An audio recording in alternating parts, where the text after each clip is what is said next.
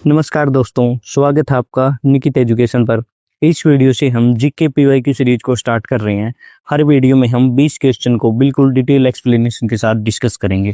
मैं गारंटी देता हूं आपको, अगर आप इस सीरीज को अच्छे से कर लेते हो तो आप जीके में बहुत ही अच्छा स्कोर करोगे। क्योंकि बच्चे जीके में अक्सर क्या गलती करते हैं, वो एक क्वेश्चन को तो कर लेते हैं लेकिन इससे रिलेटेड जितने भी और इम्पोर्टेंट फैक्ट है ना, इनको छोड़ देते हैं और इनसे भी तो क्वेश्चन बनते हैं। ये सभी प्रीवियस ईयर क्वेश्चन है जो मैंने एक्स्ट्रा जानकारी में लिख रखे हैं। चलिए स्टार्ट करते हैं। फर्स्ट क्वेश्चन, सूर्य के प्रकाश को पृथ्वी तक आने में कितना समय लगता है? 8 मिनट 20 सेकंड। और धरती से सूर्य तक की दूरी है 15 करोड़ किलोमीटर। इसी दूरी को हम 1 एस्ट्रोनॉमिकल यूनिट कहते हैं और इसकी वैल्यू है 1.496 गुणा 10 की पावर 11 मीटर। ये बहुत बार पूछता है एग्जाम में। और चंद्रमा से धरती की दूरी है 3,84,400 किलोमीटर। इसलिए मूनलाइट को धरती तक आने में 1.3 सेकंड का टाइम लगता है।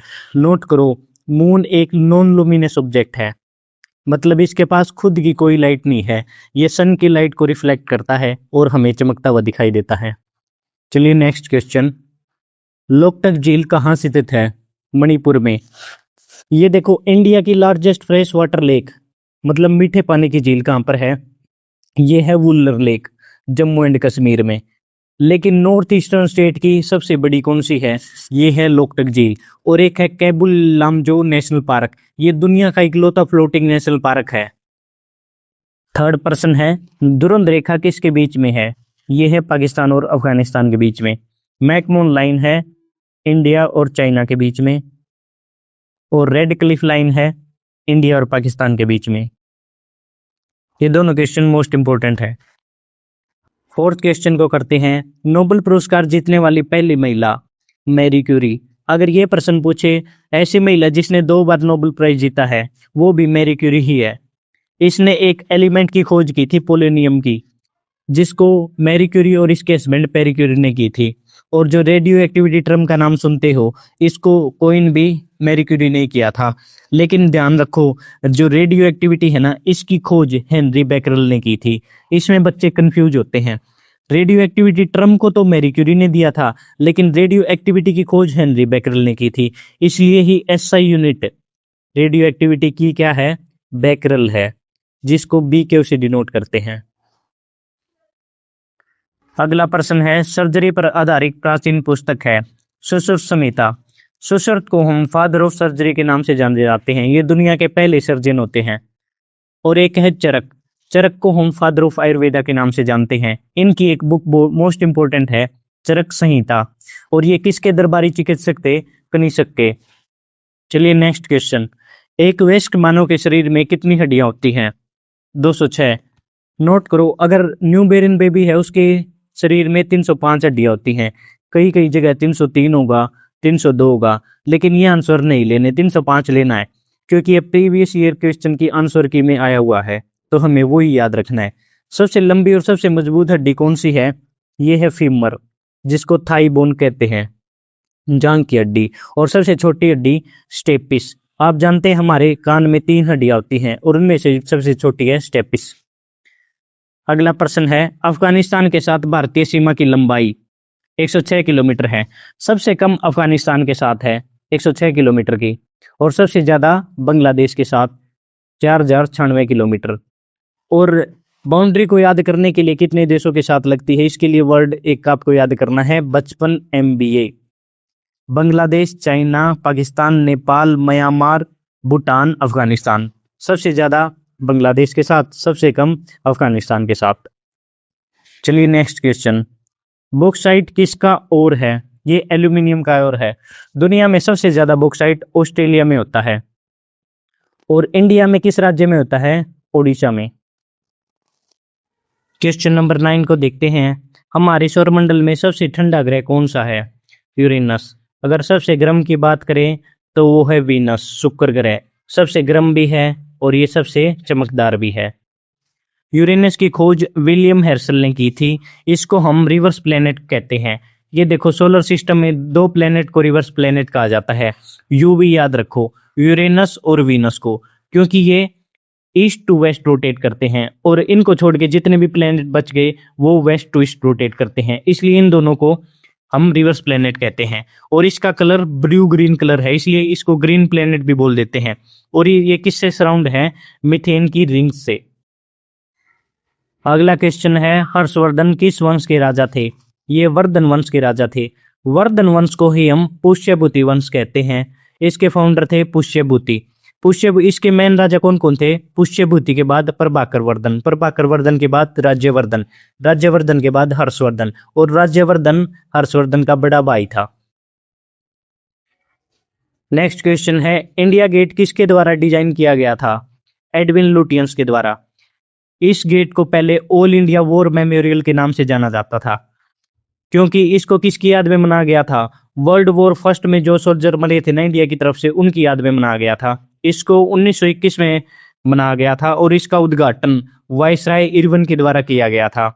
और एडविन लुटियन के द्वारा बहुत सारी बिल्डिंगें बनाई गई हैं, जैसे हमारा राष्ट्रपति भवन, पुरानी संसद और 7th लोक कल्याण मार्ग।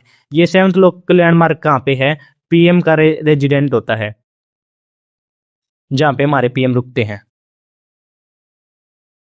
अगला प्रश्न है, जूट को किस नाम से जाना जाता है? जूट को गोल्डन फाइबर के नाम से जाना जाता है। ये देखो, ये क्वेश्चन एनसीईआरटी से है, एनसीईआरटी की साइंस बुक से, और वो भी 6ठी क्लास की बुक से हैं। ये जितने भी जूट के प्रश्न हैं, 6ठी बुक में एक 3rd पार्ट है, फाइबर टू फैब्रिक। एनसीईआरटी वाले तो क्वेश्चन बहुत पूछता है एग्जामिनर। जूट किस चीज से प्राप्त होता है? जूट हमें स्टेम से यानी तने से प्राप्त होता है। और पहली जूट मिल इंडिया में कहां पे लगी थी? कोलकाता में, कोलकाता में 1855 में। और दुनिया में सबसे ज्यादा जूट कहां पर होता है? इंडिया में, और इंडिया के बाद बांग्लादेश में। अगर इंडिया में राज्य की बात पूछे तो वो वेस्ट बंगाल में। नेशनल जूट बोर्ड का हेडक्वार्टर कहां पर है? वेस्ट बंगाल। भारतीय रिजर्व बैंक के पहले गवर्नर कौन थे? Sir Osborne Smith. ये इंडियन नहीं थे, ये कौन थे? British banker, British banker. RBI की स्थापना 1935 में हुई थी। इसके पहले गवर्नर सर ओसबोरन स्मिथ थे, और पहले इंडियन गवर्नर सीडी देशमुख थे, और फिलहाल के गवर्नर हैं संजय मल्होत्रा, जनवरी 2026 के हिसाब से। अगला प्रश्न है, advocate general for the state is appointed by. Advocate general की नियुक्ति किसके द्वारा की जाती है? गवर्नर के द्वारा। और एडवोकेट जनरल आर्टिकल 165 में बताया गया है, ये first law officer of state होता है, राज्य का पहला लॉ अधिकारी। और एक होता है अटॉर्नी जनरल, जिसको महान न्यायवादी कहते हैं, ये राष्ट्रपति के द्वारा अपॉइंट किया जाता है। ये first law officer of India होता है। इसको आर्टिकल 76 के द्वारा अपॉइंट किया जाता है, लेकिन आर्टिकल 78 भी इससे संबंधित है। ये मतलब किसी भी हाउस में प्रोसीडिंग चल रही है तो उसमें बोल सकता है। और भारत के पहले अटॉर्नी जनरल कौन थे? मोतीलाल चिमनलाल। 15वां क्वेश्चन है, youngest man elected as president of Congress in 1923। Abul Kalam Azad. ये स्वतंत्र भारत के पहले एजुकेशन मिनिस्टर थे, और इनकी ऑटोबायोग्राफी बहुत जरूरी है, इंडिया मीन्स फ्रीडम। और नेशनल एजुकेशन डे हम 11 नवंबर को बनाते हैं। इस दिन मौलाना अबुल कलाम आजाद जी का जन्मदिन था। यूजीसी यूनिवर्सिटी ग्रांट कमीशन इनके द्वारा ही उद्घाटित किया गया था। और एक ट्रॉफी है मौलाना अबुल कलाम आजाद ट्रॉफी, इसका संबंध भी इन्हीं से है। ये उन यूनिवर्सिटी को दी जाती है जो स्पोर्ट्स में टॉप परफॉर्मेंस करती है। नेक्स्ट क्वेश्चन है, महाभाष्य किसके द्वारा लिखा गया था? ये पतंजलि के द्वारा लिखा गया था। और ये क्वेश्चन पूछता है, महाभाष्य है क्या? ये बुक है जो ग्रामर के ऊपर लिखी गई है, संस्कृत ग्रामर के ऊपर, ठीक है। और ये बुक किसकी बुक के ऊपर कमेंट्री है? पाणिनि की अष्टाध्यायी। पाणिनि ने अष्टाध्यायी बुक लिखी थी, और पाणिनि को फादर ऑफ संस्कृत ग्रामर कहते हैं, और पाणिनि के नाम से ही पानीपत शहर बसा हुआ है। और एक है पतंजलि, पतंजलि को फादर ऑफ योगा कहते हैं, और ये किसके कंटेम्परेरी थे? समकालीन थे, पुष्यमित्र शुंग, जिन्होंने हत्या कर दी थी लास्ट मौर्य रूलर बृहद्रथ की। नेक्स्ट क्वेश्चन, होबोज और डेमोस किसके उपग्रह हैं? ये मंगल ग्रह के उपग्रह हैं। मंगल को हम लाल ग्रह कहते हैं। क्यों कहते हैं? क्योंकि इसका रेडिश कलर है। रेडिश कलर क्यों है? आयरन ऑक्साइड के कारण, आयरन ऑक्साइड Fe2O3 के कारण। इसका एटमॉस्फेयर 95% CO2 से बना हुआ है, और वीनस का भी 95% CO2 से बना हुआ है। इसका रोटेशन पीरियड 24.6 घंटे है। ये पूछता है क्योंकि ये अर्थ के बिल्कुल सिमिलर ही है, अर्थ का है 24 घंटे। ओलंपस मून सोलर सिस्टम का सबसे बड़ा ज्वालामुखी भी मंगल ग्रह पर है। अगर सोलर सिस्टम पे सबसे ज्यादा ज्वालामुखी पूछे तो वो है वीनस पे, जो सोलर सिस्टम का सबसे गर्म ग्रह है। अब बात करते हैं इसरो के मिशन की। इसरो ने 2013 में MOM मार्स ऑर्बिटल मिशन को लॉन्च किया था और हम पहली कंट्री बन गए थे जिसने मार्स की ऑर्बिट में फर्स्ट अटेम्प्ट में सक्सेसफुली भेज दिया था मिशन को। और 2000 के नोट पर, गुलाबी रंग का नोट देखा होगा, उसके पीछे भी मंगलयान ही है। और एक चीज और क्लियर कर लो, सभी सैटेलाइट उपग्रह, यही एग्जाम में पूछता है। इसको आप कैसे याद रखोगे? ये दूरी वाला वर्ड है। जो पहले दो उपग्रह हैं इसका कोई भी सैटेलाइट नहीं है। धरती का है एक चांद है। मंगल के इस क्वेश्चन में पढ़ लिए दो हैं, फेबोस और डेमोस। जुपिटर के 95 हैं, लेकिन सबसे जरूरी है गायनमेड। ये सोलर सिस्टम का सबसे बड़ा सैटेलाइट है। सन्नी के सबसे ज्यादा हैं 146, लेकिन इसका है एक टाइटन, ये सबसे चमकदार है। ये पूछा जाता है एग्जाम में, बस यही पूछे जाते हैं सैटेलाइट। अगला क्वेश्चन देखते हैं, केसरी समाचार पत्र किसके द्वारा शुरू किया गया था? बाल गंगाधर तिलक के द्वारा। बाल गंगाधर तिलक की ये दो न्यूज़पेपर बहुत जरूरी हैं, एक तो केसरी और एक मराठा। केसरी को मराठी भाषा में लिखा गया था और मराठा को इंग्लिश में। और इसमें बच्चे अक्सर कंफ्यूज होते हैं, ये सोचते हैं कि मराठा को मराठी में लिखा गया था, ये गलत है, मराठा को इंग्लिश में लिखा गया था। अभी क्लियर कर लो, एग्जाम में गलत नहीं करना ये। और इनकी एक पुस्तक थी गीता रहस्य, ये इन्होंने जब लिखी थी जब ये म्यांमार की जेल में बंद थे। और इन्होंने आर्यन का होम आर्केटिक बताया था कि मतलब आर्यन लोग आर्केटिक से आए थे।